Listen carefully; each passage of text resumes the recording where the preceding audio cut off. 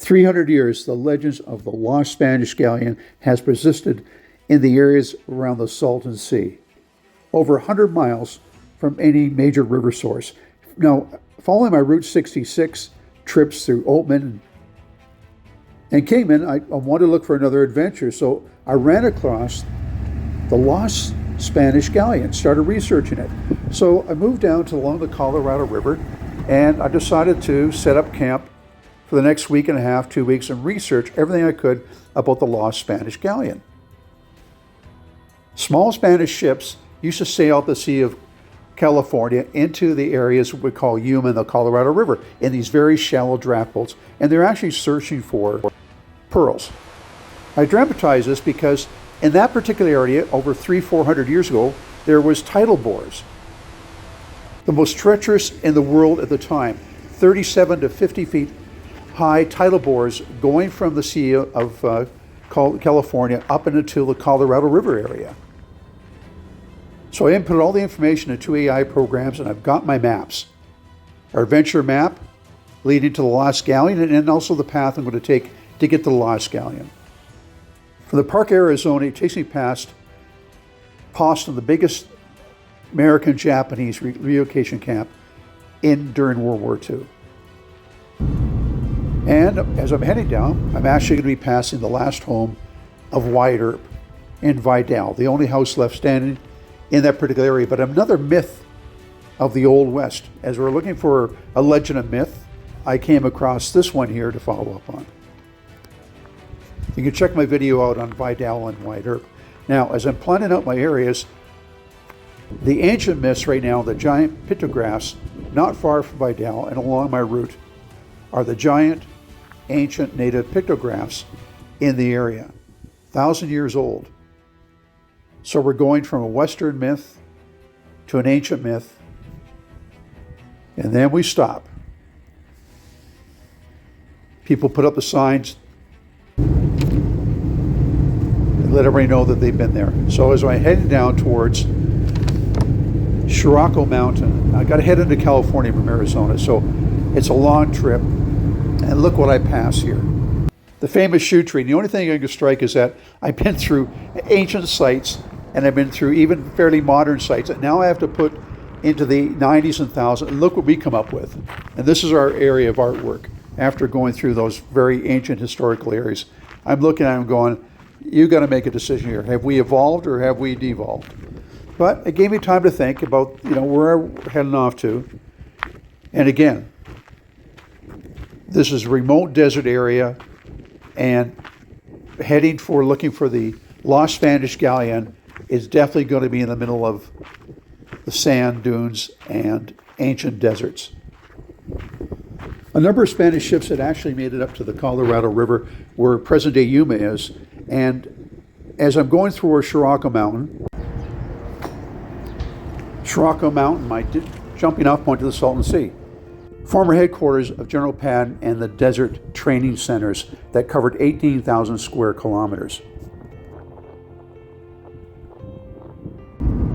It's early morning, but it's already 23 Celsius, probably about 72 degrees already in the desert. I'm already heading towards Mecca, close to the Salton Sea, but through the Box Canyon, which halfway through I probably can spot X marks a spot off in the distance where the Lost Spanish Galleon could have ended up.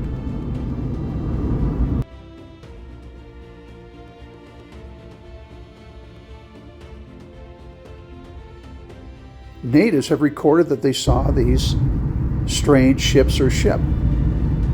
The legends persist that the boat was abandoned once it got into the sandbars and drifted, and the pearls were left there, and they had to make their way to some Spanish missions. But when we go ahead to 1862, they had a massive flood in the Colorado River, which changed the whole terrain. After that, you had your first sightings called, Colonel Albert Everest reported that you could see a ship somewhere near Dos Palmas in the area that I'm heading towards right now, the west side of the Salton Sea. And then, of course, you're taking a look at, logically, could this happen? Now, I'm going down the ancient canyon route to the Salton Sea. This is a very ancient river area that would have been difficult to traverse even 150 years ago. So armed with the ideas of the ship pictographs, the ancient ones, knowing that a lot of the legends put it about 200 miles away from the Gulf of California, maybe 150 miles away from Yuma, and there was also areas of where you had notables, old explorers trying to go through this area. You had a Joaquin Miller, 1875, reported a ship in the desert. You also had this real character called Charlie Cluster. Now, Charlie Cluster went on 3 different expeditions out of San Bernardino across the desert into this area. And you can imagine 200 years ago going through this area, it is very rough. As they were driving through Mecca, I'm realizing, yeah, we've got some development here, but there's some obstacles to finding this ship. Cluster failed 3 times to find this boat. And you can read about his adventures, but he was a character, but he tried, and he swear he saw the old remnants of the boat, but you just couldn't get close enough to it. The ancient Lake of Hollow was over 600 miles long, and now we've got the Salton Sea. And of course, the Salton Sea is kind of more man-made in the last 150 years, but you know, we're talking a sea that's now toxic, it's shrinking, and there's a lot of obstacles in this area. There's a military base, old military base in the area. There's volcanic activity in the area. And we also got earthquakes. The Salton Sea is a major earthquake area that can promote the big one they predict for California. This is probably one of the last little convenience stores left on the North Shore, but I went in, grabbed a drink, and there's a very, very ill woman that was working hard, but there's nobody around, and got it, and I gave her a Canadian pen, and she says, "Oh, my Alexa, I haven't seen one of you for a long time." A few kilometers down the road, X marks the spot.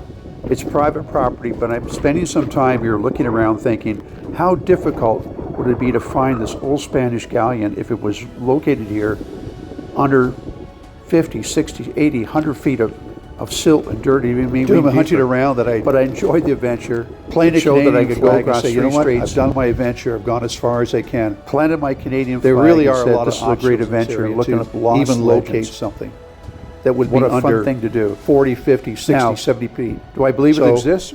Given the illustrating information I got, I believe it existed 200 years ago. Where it is now, buried in this area. Even though the Salton Sea area's got so many obstacles, it's got volcanic activity, the geothermal activity, and you've got a lot of very difficult to be able to people to look for and discover this off the grid that live in this unique area. It's an adventure, but I enjoyed my adventure, and I know that I just wanted to see quickly this legend could have taken me. So I hope you enjoy my adventure looking for the Lost Spanish Galleon. I just want to keep your adventures there. If you like these adventures, you want to go for research your own adventure, go for it. I enjoy it. You never know what you're going to find. So, because these areas aren't going to exist 20, 30 years from now. They're all going to be different. Thank you.